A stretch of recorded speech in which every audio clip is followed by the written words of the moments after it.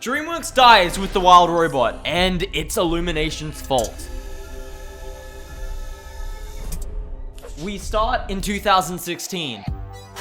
Illumination is top of their game with The Secret Life of Pets, which just made $800 million at the box office. But then we cut to DreamWorks, who is struggling. Movies like Home and Trolls struggle to find an audience, and Kung Fu Panda 3 just made $100 million less than its predecessor. So, an acquisition is made. DreamWorks is bought by Universal for $3.8 billion.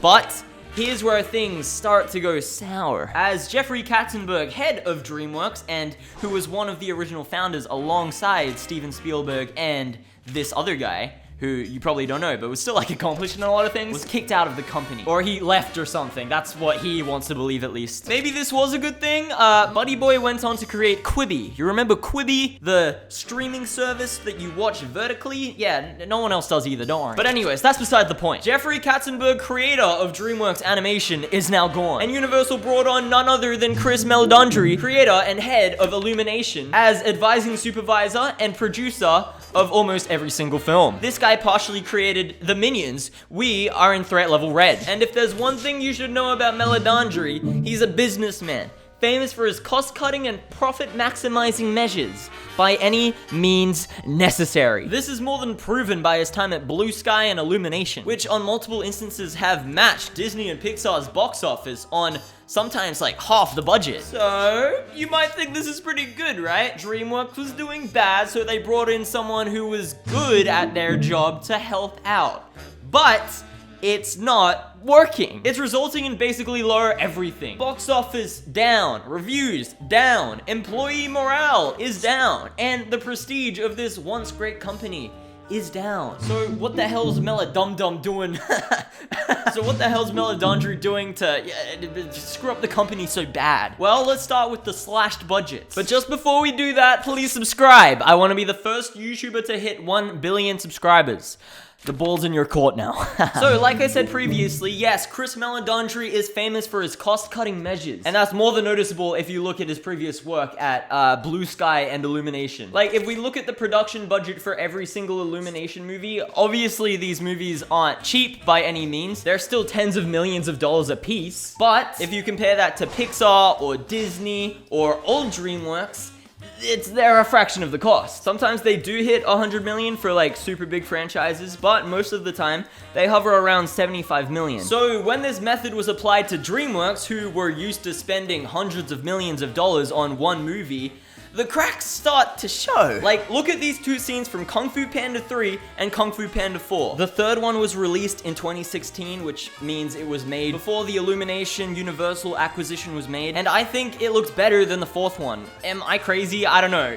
Genuinely, I might be. It's just that whenever I look at footage from the fourth movie, something just seems like it's missing. I don't know, maybe there's less texture, maybe the backgrounds are more flat, maybe the way the characters move is a little more generic and choppy. I don't know what it is. It just doesn't look as good, in my opinion. I'm genuinely interested to see if anyone else feels the same way as me. I genuinely could be crazy, but I don't think it looks as good. Even if this isn't the case, they're definitely saving money in the voice acting department. You might notice the Furious 5 is mysteriously absent from Kung Fu Panda 4, except for the credits, where they don't have to talk and bring back Jackie Chan, Angelina Jolie, Seth Rogen, Lucy Liu, and David Cross, who all undoubtedly would want big paychecks. And in my opinion, it's a super good way to take you out of the movie. These characters are staples of the franchise, and them not being here is just an obvious way to cut costs. And it's just sad to see, you know, Kung Fu Panda is a really cool franchise. It started with something amazing and then leveled up with the second one and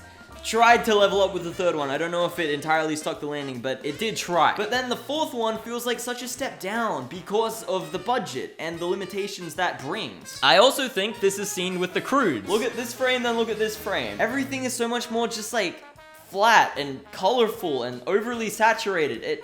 it's less artistic. I don't necessarily know if that's because of the budget or it's because DreamWorks is shifting to an even younger audience than before, which leads me to my next point. Little babies like to watch things on repeat. We all know this. Baby Shark exists and succeeded wildly for a reason. So it makes sense that if you're a company trying to maximize your profits, you'll make stuff entirely for that baby audience, which is exactly what I think Chris Meledandri is making DreamWorks do. Hell, one of the main reasons DreamWorks was even bought by Universal is for their TV shows, which consists almost entirely of babysitting content. Look at this.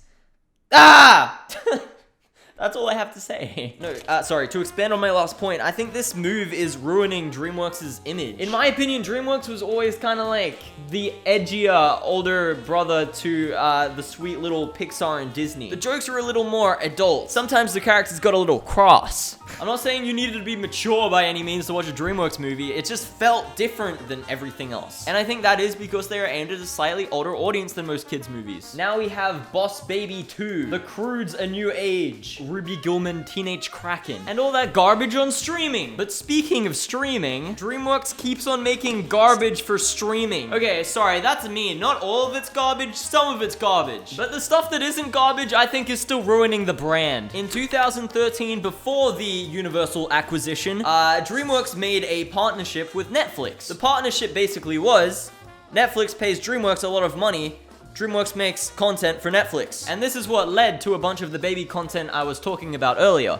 So, it's not entirely Meledandri's fault that this is happening. But he is more than doubling down on it. He's had DreamWorks make full original animated movies for Netflix, like Orion and Spirit Untamed, Troll Hunters, I think, as well as another one, which I just want to say I don't think are like bad movies or anything. I haven't seen any of them personally, but I think they're pretty decently reviewed. I just think it lowers the prestige of DreamWorks as a company because, for one, they're on Netflix to begin with, and two, they're obviously made for way lower budgets, and the animation isn't quite there for all three of them. But speaking of lowering the prestige, whew, you haven't seen nothing yet. Kung Fu Panda, The Dragon Knight, Abominable Invisible City, Dragons, The Nine Realms, Croods, Family Tree, Bad Guys, A Very Bad Holiday, Megamind vs. the Doom Syndicate. Another recent play has been turning these beloved franchises into garbage. I haven't watched any of them, but wow. I get it, Meledandri. You want to keep the IP alive, but can't you just do this properly? If you want to keep Megamind going, don't make this. Make like an actual sequel for cinemas. I don't know anyone who didn't want that. Make it for the kids, because you have to, but then also make it something that the original fans can enjoy. So yeah, as I said earlier, the streaming service content is not only hurting the brand because it's, for one, on streaming at all, and two, it's made for a quarter of the budget, but now it's like doubling down and not only hurting DreamWorks as a brand, but also the individual franchises. You're killing them.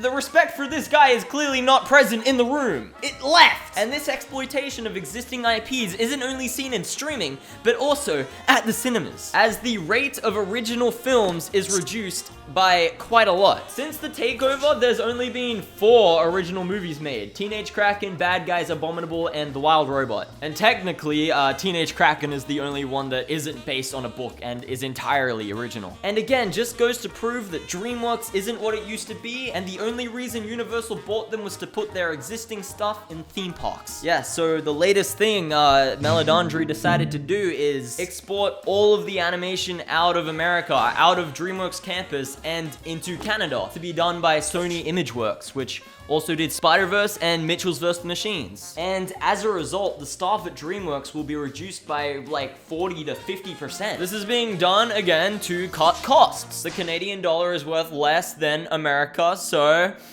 it just makes sense. And honestly, this isn't much of a surprise. So many animated movies are done overseas these days. All of Illumination, Teenage Mutant Ninja Turtles, Spider-Verse, and Mitchell's vs. the Machines, obviously. It's just kind of a common thing to do now. This is obviously unfortunate because hundreds of people are losing their jobs in America. And also, I feel like a lot of personality will be lost as well, or whatever personality was left at DreamWorks. It's been reported that the studio is now overlaid by a sense of fear. No one really knows who's going to be kept and who's going to be fired, and That's a really bad way to work creatively, which undoubtedly will lead to even less quality in their movies. The last movie to be animated fully by DreamWorks is actually The Wild Robot. So yeah, it's sad, man. I'd like the resolution of this video to be that we all have to go see The Wild Robot and convince Meledandri that we still want DreamWorks to be animated in-house. But it's too late. DreamWorks has been on a downward trajectory for a very long time now, and they thought a way to fix this would to just be lowering the quality of everything. But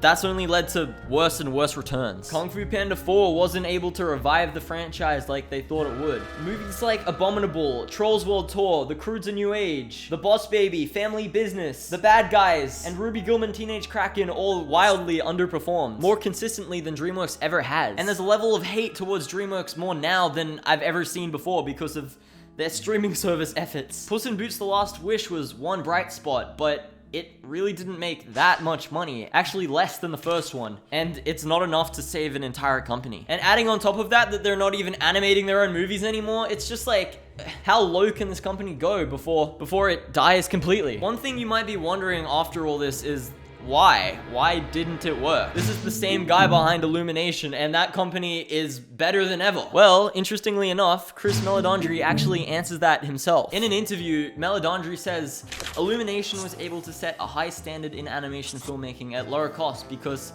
the company started from zero and was able to build its culture specifically on that budget. If you create a studio from the starting point, you have expectations that allow you to produce a film under $80 million. To try turn back and reduce budgets with an artistic culture is really difficult. You can do it incrementally, slowly, but to do it in an expedited fashion means you're disrupting the culture of the studio. And he's 100% right. Starting with these lower budgets is fine because there's no prior expectation on how this work should be done. It's like if a dog is born with 3 legs, it's happy. It doesn't know a life without its 4th leg. But if you have another dog with 4 legs and one of them is chopped off 5 years into its life, you're gonna have a sad little dog. It's gonna pout and stuff, and that's sad. And that's what Meledandri's doing to DreamWorks. He's chopping off their 4th leg, and now they're sad. When it comes to the workplace culture and the quality of these films, everyone came to expect a certain standard.